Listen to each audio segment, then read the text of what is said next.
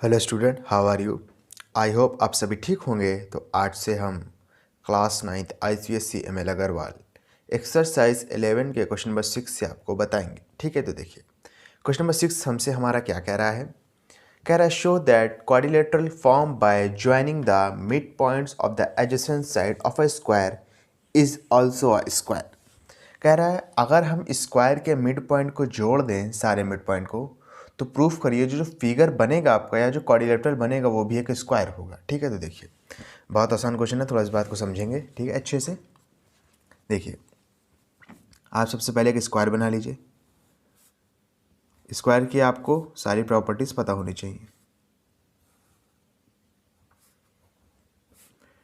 ABCD is a square. ठीक है, AB का मिड पॉइंट आप P ले लीजिए, BC का मिड पॉइंट Q ले लीजिए, CD का मिड पॉइंट R ले लीजिए और DA का मिड पॉइंट S ले लीजिए। ठीक है, इन सबको हम क्या करेंगे, PQRS को मिला देंगे। PQRS को क्या करेंगे, मिला देंगे।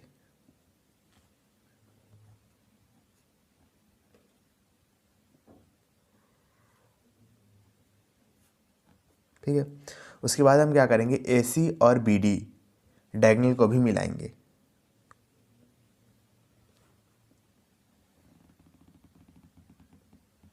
ठीक है, अच्छा अगर आप गिवन लिखना चाहते हैं, वैसे गिवन तो क्वेश्चन में दिया हुआ है लेकिन आप लिख देते हैं कभी कभी।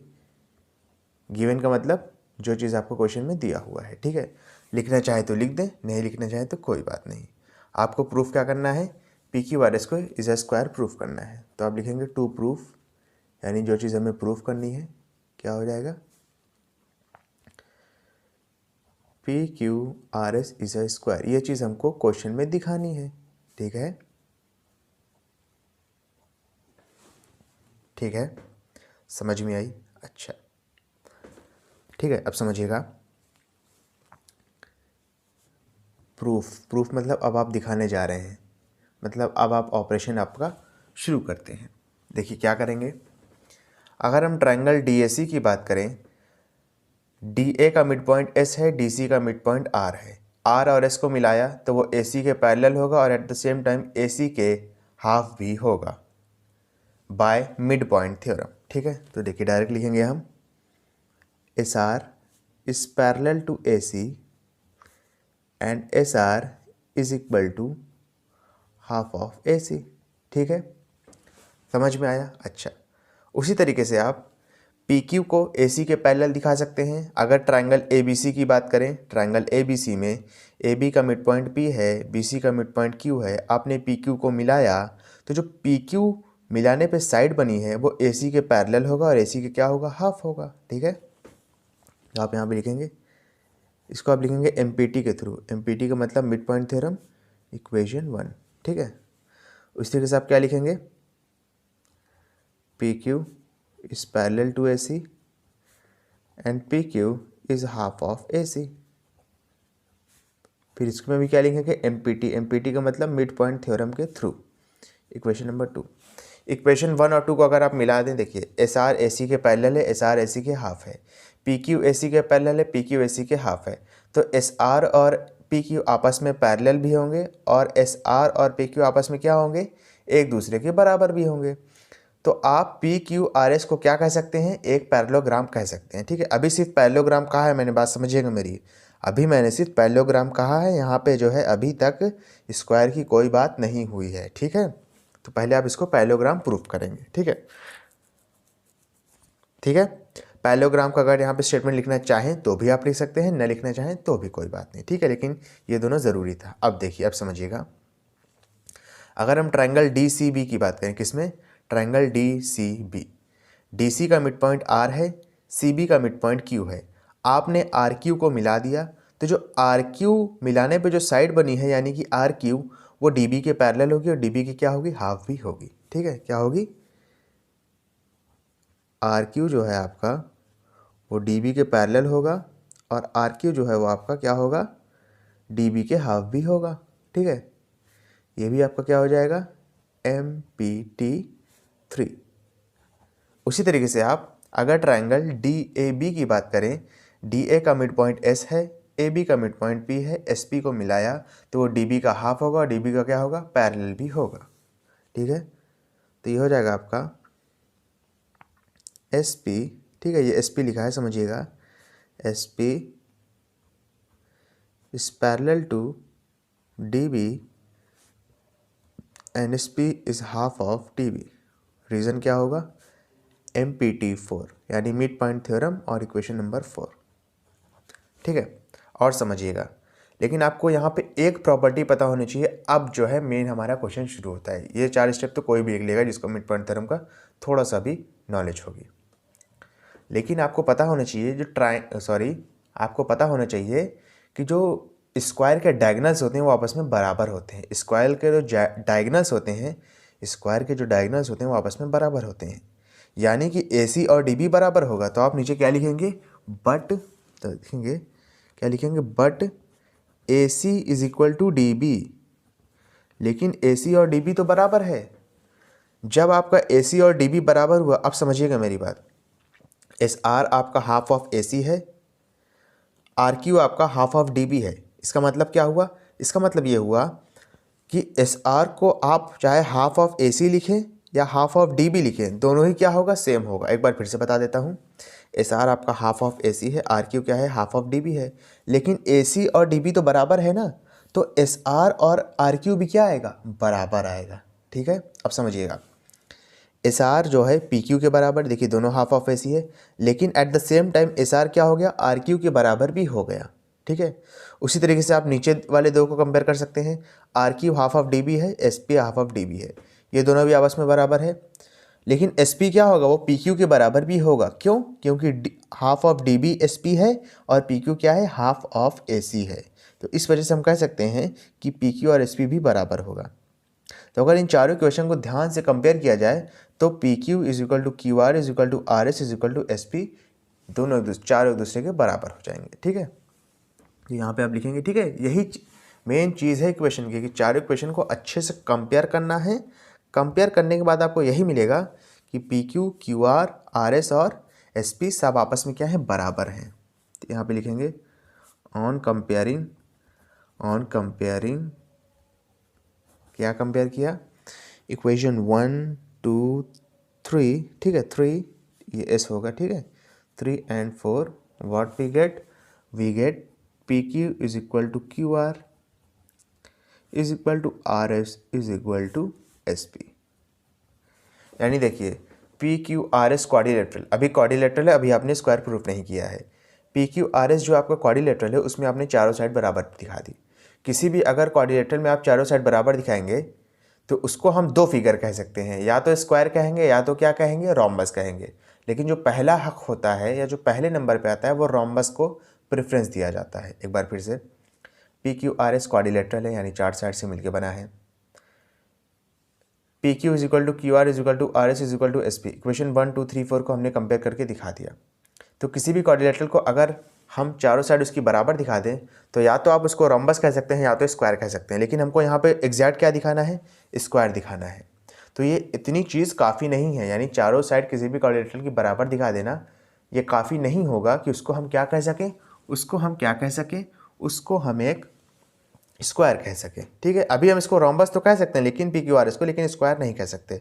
स्क्वायर कहने के लिए हमें जो है इसके वर्टेक्स एंगल यानी angle P, angle Q, angle R, angle S को भी क्या करना पड़ेगा, 90 डिग्री दिखाना पड़ेगा, ठीक है। देखिए इसको दिखाएंगे कैसे, ज़रा आप समझिए, ठीक है।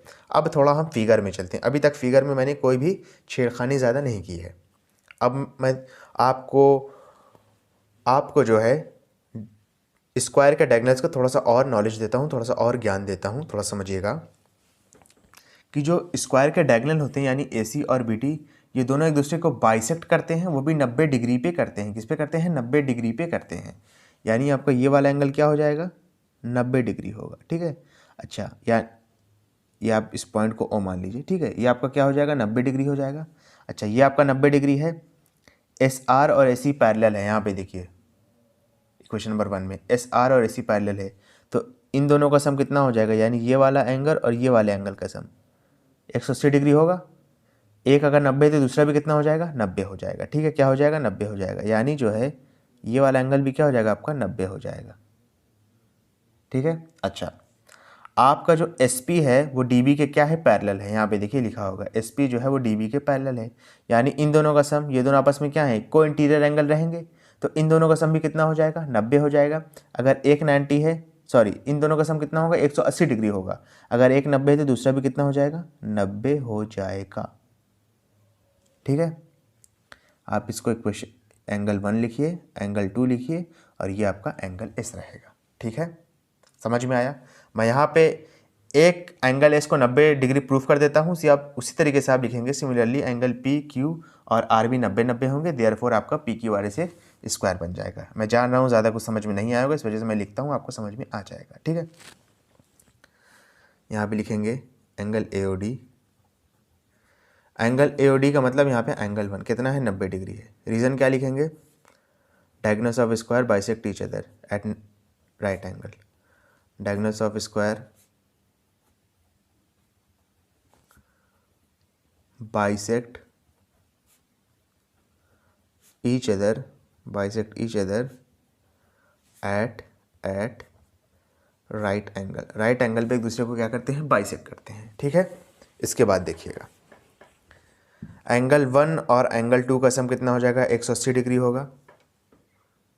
एंगल 1 और एंगल 2 का सम कितना होगा, 180 डिग्री होगा। रीज़न क्या रहेगा, रीज़न ये रहेगा कि आपका SR और AC क्या है, आपस में पैरेलल है, और ये दोनों आपके को इंटीरियर एंगल है। एंगल 1 तो देखिए एंगल AOD को कहा गया, यानी 90 डिग्री, तो एंगल 2 कितना हो जाएगा, 180 माइनस एंगल 1। एंगल 1 कितना हो जाएगा, 90 डिग्री, देखिए ऊपर लिखा हुआ है, तो एंगल 2 कितना आ गया, 90 डिग्री। ठीक है, एंगल 2। उसी तरीके से आप अगर एंगल 2 और एंगल S को कंपेयर करें तो इन दोनों का सम भी कितना होगा, एंगल 2 और एंगल S को, अगर एंगल S को हम क्या कह सकते हैं, PSR। ठीक है, एंगल PSR, इन दोनों को कंपेयर करें तो ये भी कितना हो जाएगा, 180 डिग्री होगा। इसका रीज़न क्या होगा, इसका रीज़न ये होगा कि SP और DB आपस में क्या है, पैरेलल हैं, यानी ये आपस का क्या है, आपका को इंटीरियर एंगल है। SP is parallel to DB। ठीक है, तो आपका जो एंगल PSR होगा वो क्या हो जाएगा, 180 डिग्री माइनस एंगल 2 उधर जाएगा, एंगल 2 पर आया कितना है, 90 डिग्री, माइनस कर देंगे, तो आपका एंगल PSR कितना आ गया, आपका एंगल PSR आ गया 90 डिग्री। अच्छा, अगर आपका एंगल PSR कहने का मतलब है एंगल S, अगर आपका एंगल PSR यानी एंगल S अगर आपका 90 डिग्री आया है, उसी तरीके से आपका angle R, angle Q, angle P भी 90 डिग्री आ जाएगा। ठीक है, तो आप यहाँ पे लिखेंगे सिमिलरली, क्या लिखेंगे, similarly angle R, angle Q और एंगल P भी 90 डिग्री आ जाएंगे। ठीक है, अच्छा, इस इक्वेशन को आप एंगल नंबर 5 मान लीजिए, इसको 6 मान लीजिए, और इसको 7 मान लीजिए। ठीक है, 5, 6, 7।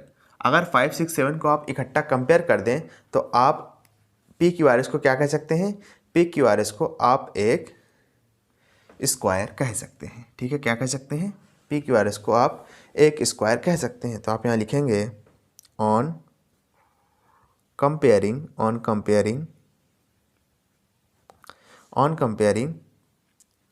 इक्वेशन 5, 6 एंड 7, PQRS क्या हो गया, PQRS इज अ स्क्वायर हो गया। PQRS क्या हो गया, PQRS एक स्क्वायर हो गया। ठीक है स्टूडेंट, देख सकते हैं स्टूडेंट, ये one of the most important question है इस एक्सरसाइज का, क्योंकि ये थोड़ा लेंदी भी है और कंसेप्चुअल भी है। ठीक है स्टूडेंट, चलिए आप इसका फटाक से स्क्रीनशॉट ले लीजिए, जिसके बाद मैं आपको इस एक्सरसाइज का नेक्स्ट क्वेश्चन एक्सप्लेन करता हूँ। जल्दी से ले लीजिए। चलिए इसके बाद अपना नेक्स्ट क्वेश्चन करते हैं इस एक्सरसाइज का।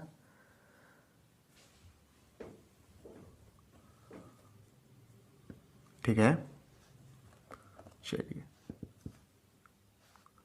देखिए क्या कह रहा है आपसे, कह रहा है in the adjoining figure AD and BE are medians of triangle ABC. If DF is parallel to BE, prove that CF is half of AC. क्या कह रहा है, CF is half of AC. ठीक है स्टूडेंट, ये बहुत आसान question है, बहुत ही अच्छा क्वेश्चन है एट द सेम टाइम देखा जाए, लेकिन है बहुत आसान। देखने में आपको टफ लगेगा, आप मतलब सोच नहीं पाएंगे कि क्वेश्चन को शुरू कहाँ से किया जाए, लेकिन है बहुत आसान। देखिए कैसे, मुश्किल से 4 या 5 स्टेप में ये हो जाएगा। सोल्यूशन देखिए क्या कह रहा है, कह रहा है AD और BE मीडियंस हैं। AD आपका मीडियन है और बी ई भी क्या है, मीडियन है। अच्छा, ए डी मीडियन कब होगा, जब डी जो है बी सी का मिड पॉइंट होगा। ये सब तो बेसिक है, मैं इस चैप्टर के स्टार्टिंग में बता ही चुका हूँ। बी ई मीडियन कब होगा, जब ई जो है आपका ए सी का मीडियन होगा। यानी डी जो है वो बी सी का मिड पॉइंट है, ई जो है आपका वो ए सी का मिड पॉइंट है। ठीक है। अच्छा, इसके बाद देखिए और साथ में कह दिया आपका डी एफ और बी ई क्या है आपका, पैरेलल है, आपस में क्या है, पैरेलल है। तो देखिए ये बहुत अच्छा क्वेश्चन है। देखिए मैंने आपको एक थ्योरम बताया था, converse of mid point theorem, वो याद है ना, उसी का इस्तेमाल है इस क्वेश्चन में। देखिए कैसे होगा, इन ट्रायंगल बी ई सी, किस ट्रायंगल की बात करी हमने, बी ई सी। ठीक है, मैं आपको थोड़ा साइड में बना के दिखा भी देता हूँ किस ट्रायंगल की बात कर रहा हूँ मैं, बी ई सी ट्रायंगल की बात कर रहा हूँ, बी ई सी। बी सी का मिड पॉइंट डी दिया हुआ है, एफ यहाँ पे कोई पॉइंट है, समझिएगा, डी जो है वो मिड पॉइंट है बी सी का, लेकिन एफ सिर्फ कोई पॉइंट है, मिड पॉइंट नहीं है अभी। और आपने डी एफ को मिलाया सच दैट डी एफ और बी ई पैरेलल हैं, डी एफ और बी ई पैरेलल हैं, ऐसा क्वेश्चन में दिया है। देखिए तो ये एक ही शर्त पे पॉसिबल हो सकता है, जब एफ भी आपका मिड पॉइंट हो ई सी का। एक बार फिर से, अगर हम ट्रायंगल बी ई सी की बात करें तो भैया बी सी का मिड पॉइंट डी है, ऐसा क्वेश्चन में दिया है। कैसे दिया है, A D is the median, median जब भी हो सकता है जब बी सी का मिड पॉइंट डी हो। एफ जो है कोई पॉइंट है इसी का, अभी तक मिड पॉइंट नहीं बताया गया है। आपने डी एफ को मिला दिया तो जो डी एफ लाइन है वो बी ई के पैरेलल है, ऐसा क्वेश्चन में कहा गया है। ऐसा पॉसिबल एक ही शर्त पे हो सकता है, जब आपका ई भी क्या हो, ई सी का मिड पॉइंट हो, by converse of mid point theorem statement. ठीक है, यहाँ पे आप लिख देंगे कि D is the mid point, D is the mid point of B C, ऐसा कहा गया है। ठीक है, उसके बाद कह दिया statement B E is parallel to D F. आप लिखेंगे therefore F is also the mid point of E C. Reason क्या रहेगा, by C M P T. C M P T का मतलब है converse of, M P T का मतलब तो आप जानते हैं मिड पॉइंट थ्योरम, सी का मतलब है converse of mid point theorem. ठीक है, converse of mid point theorem. Very sorry student. ठीक है, एफ क्या है आपका, ई सी का मिड पॉइंट है। अगर आपका एफ ई सी का मिड पॉइंट है तो देखिए आप क्या कहेंगे,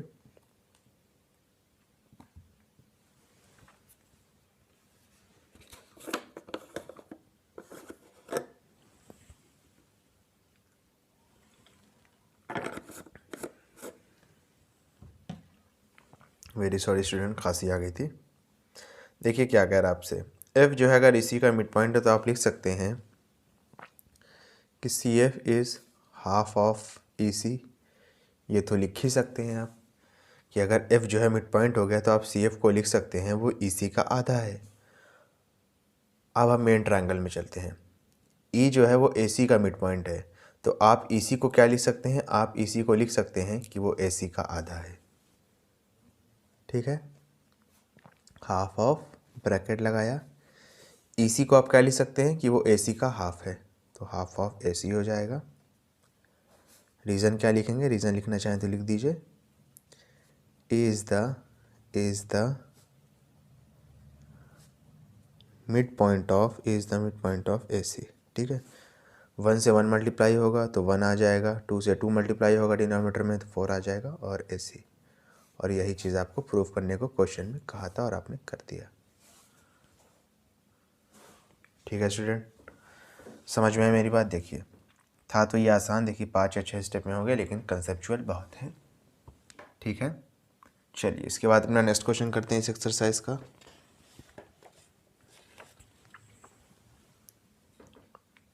क्वेश्चन नंबर 8 देखिए आपसे क्या कह रहा है, current the adjoining figure ABCD is a parallelogram, E and F are the midpoints of side AB and CD respectively. The straight lines AF and BF meet the straight lines ED and EC in points G and H respectively. Prove that angle HEB is congruent to triangle HCF.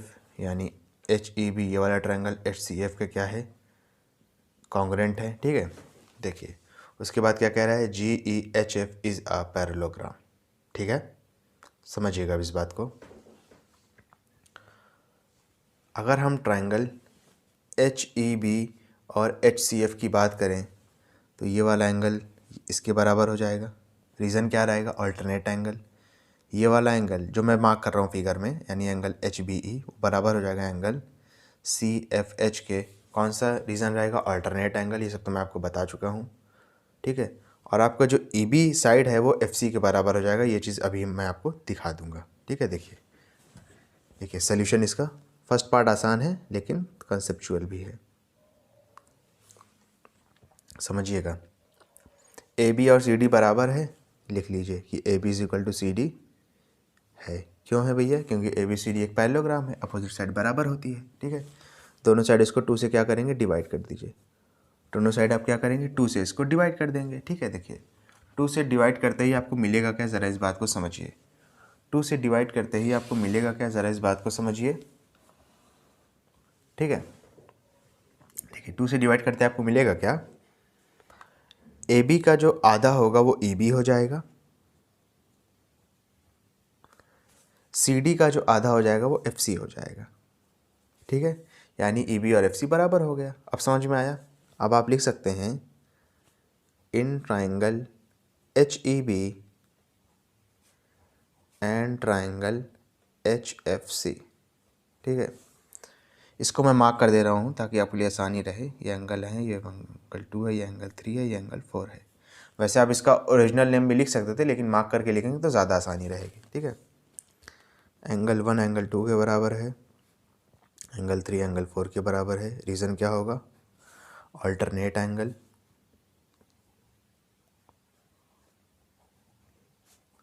अगर आप इसका original name लिखना चाहें तो भी लिख सकते हैं, यानी इस एंगल 1 को क्या कहेंगे, angle BEH is equal to angle FCH। उसके बाद क्या लिखेंगे, एंगल EBH को क्या लिखेंगे, एंगल CFH। वैसे भी लिख सकते हैं लेकिन ये ज़्यादा आसान है। ठीक है, आपका टाइम बच रहा है, मेन ये देखिए। और आपका EB जो है वो HC के क्या, FC के क्या है, बराबर है। तो आप लिखेंगे therefore triangle HEB is congruent to triangle HFC। Reason क्या होगा, ज़रा देखिए। 2 एंगल आ रहा है, एक साइड आ रही, 2 एंगल आ रहा है, एक साइड आ रही। स्टूडेंट यहाँ पे जो है कुछ बच्चे कंफ्यूज हो जाएंगे कि ऐसे आपके जो है एक्सियम 2 होते हैं जिसमें आपके 2 एंगल और एक साइड रहता है। एक आपका साइड एंगल साइड होता है, एक आपका एंगल साइड होता है। सॉरी, साइड एंगल साइड तो नहीं हो सकता। साइड एंगल साइड में तो साइड एंगल साइड में तो आपके 2 साइड होती हैं, तो वो तो नहीं हो सकता। 2 एक्सियम होते हैं, एक आपका एंगल साइड होता है और एक होता है एंगल साइड एंगल। तो मैं दोनों में डिफरेंस बता देता हूँ। ठीक है, वैसे अभी तक ही मैंने चैप्टर पढ़ाया नहीं है। ठीक है, इसको मैं जल्दी स्टार्ट करके ख़त्म भी कर दूंगा, मुश्किल से 10 या 12 दिन के अंदर। तो वहाँ पे मैं इसको आपको डिटेल में बताऊंगा, लेकिन आपको फिलहाल डिफरेंस बताना सिखा दे रहा हूँ कि एंगल साइड और एंगल साइड एंगल में फ़र्क कैसे पता लगाया जाता है। अगर 2 एंगल आपका एक ही साइड पे बना है तो ये एंगल साइड एंगल होगा। एक बार फिर से, अगर आपका 2 एंगल एक ही साइड पे बना है और वो साइड आपका प्रूफ में पार्टिसिपेट कर रही है, जैसे देखिए एंगल 1 और 3 EB पे बना है और EB आपका देखिए यहाँ पे प्रूफ में पार्टिसिपेट कर रही है, तो यहाँ पे आपका एंगल साइड एंगल लगेगा। अदरवाइज़ कौन सा लगेगा, एंगल साइड लगेगा। यानी मान लीजिए EB के अलावा अगर आपको HE साइड दिया रहता है इस प्रूफ में, या HB साइड दिया रहता है इस प्रूफ में, HEB की मैं बात कर रहा हूँ, ट्रायंगल HEB की, तो आप एंगल साइड लगा देते। लेकिन क्योंकि एंगल 1 और एंगल 3 जिसकी हम बात कर रहे हैं यहाँ पे देखिए, वो EB पे बना है और EB आपका इस ट्रायंगल के प्रूफ में पार्टिसिपेट कर रहा है, तो हम कह सकते हैं कि यहाँ पे एंगल साइड एंगल एक्सियम लगेगा। कौन सा लगेगा, एंगल साइड एंगल आपका एक्सियम लगेगा। ठीक है स्टूडेंट, इसके बाद देखिए ये आपका प्रूफ हो गया एंगल साइड एंगल से। ठीक है, अब आपको क्या प्रूफ करना है कि GEFF is a parallelogram. GEFF F H आपका क्या है, एक पैरेललोग्राम है। ये चीज़ आपको प्रूफ करनी है, ठीक है। देखिए इसको प्रूफ कैसे करेंगे, बहुत आसान है, मैं बता देता हूँ आपको, ठीक है। समझिएगा, ए बी आपका क्या है, सी डी के पैरेलल है, ठीक है। अच्छा, ए बी अगर सी डी के पैरेलल है तो ए ई एफ सी के भी पैरेलल हो जाएगा। अगर पूरी ही लाइनें आपस में पैरेलल है तो भैया ए बी का कुछ पार्ट ए ई है और सी डी का कुछ पार्ट एफ सी है, तो ए ई और एफ सी भी क्या हो जाएगा, आपस में पैरेलल हो जाएगा। ये तो आप लिख सकते हैं, ठीक है। तो यहाँ पे आप लिखेंगे कि एज, ठीक है, ये फर्स्ट पार्ट प्रूव हो गया, देख लीजिए। आप लिखेंगे as A B is parallel to C D, तो हम कह सकते हैं कि ए ई क्या होगा, therefore A E is parallel to F C. ठीक है, समझ में आया मेरी बात कि नहीं आई?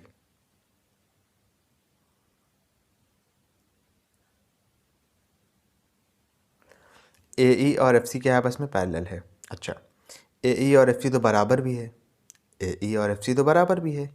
कैसे बराबर है, ज़रा देखिए। ए बी का हाफ, ए बी का हाफ हमने देखिए यहाँ पे ए बी लिखा है, लेकिन हम ए बी के हाफ को ए ई भी तो लिख सकते हैं, ठीक है ना। और उसी तरीके से हम डी सी के हाफ को सी एफ भी तो लिख सकते हैं। क्या लिख सकते हैं, सी एफ लिख सकते हैं। तो A is equal to C F हो जाएगा। यहाँ पे आप लिख दीजिए कि A is equal to C F भी होगा, ठीक है। तो आप यहाँ पे लिख सकते हैं देयरफॉर समझिएगा, A E F C is a parallelogram. A E F C क्या हो गया आपका, ए ई एफ सी एक पैरेललोग्राम हो गया, ठीक है। अच्छा, अगर ए ई एफ सी एक पैरेललोग्राम है, मेरी बात समझिएगा, अगर ए ई एफ सी को आपने एक पैरेललोग्राम दिखा दिया है तो ए एफ और ई सी भी क्या होगा, पैरेलल होगा, क्योंकि भाई पैरेललोग्राम की अपोजिट साइड क्या होती है, पैरेलल होती है। तो यहाँ पे आप लिखेंगे, ऊपर लिख दीजिए, therefore A F is parallel to E C. इसको इक्वेशन नंबर 1 लिखे रहेंगे, इसका बाद में काम आएगा। कैसे आएगा ज़रा देखिएगा, ठीक है। अच्छा, इसके बाद देखिए स्टूडेंट, अब बहुत अच्छा क्वेश्चन होने जा रहा है, देखिए समझिएगा थोड़ा सा। उसी तरीके से आप डी एफ बी ई को भी क्या कह सकते हैं, सिमिलरली कह के पैरेललोग्राम दिखा सकते हैं। क्यों दिखा सकते हैं, मैं बता दे रहा हूँ, बार बार लिखूंगा नहीं, सिमिलरली लिख दूंगा। ए बी सी डी के पैरेलल है, ए बी का कुछ पार्ट ई बी है और सी डी का कुछ पार्ट डी एफ है या एफ डी है, ठीक है। यानी एफ डी और ई बी आपस में क्या हो गया, पैरेलल हो गया, और ई बी और एफ डी आपस में बराबर भी होगा। क्यों बराबर होगा, ए बी का आधा हिस्सा ई बी है, सी डी का आधा हिस्सा एफ डी है, लेकिन ए बी और सी डी तो आपस में बराबर है, तो हम कह सकते हैं कि ए बी और एफ डी भी आपस में बराबर होंगे। तो हम सिमिलरली लिखूंगा, ठीक है, सिमिलरली। ये चीज़ आपको बार बार बतानी नहीं है, लेकिन मैंने बता दिया, मतलब लिखनी नहीं है, मैंने आपको समझाने के लिए बता दिया। सिमिलरली डी एफ, सिमिलरली क्या हो जाएगा, डी एफ